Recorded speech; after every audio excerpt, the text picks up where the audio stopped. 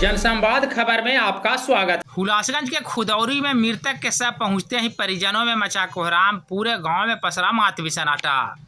दरअसल मामला हुलासगंज थाना क्षेत्र के खुदौरी गांव का है, जहां बीते देर रात्रि 50 वर्षीय व्यक्ति संतोष शर्मा का अपराधियों ने गोली मारकर हत्या कर दी थी।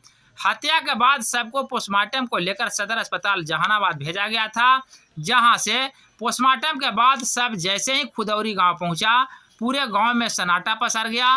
परिजनों का रो रो कर बुरा हाल था।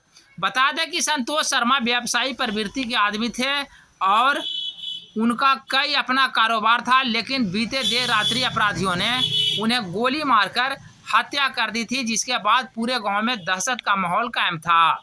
इस संदर्भ में थाना अध्यक्ष चंद्रशेखर कुमार ने बताया कि हत्या के मामले में पुलिस नजर बनाए हुए है।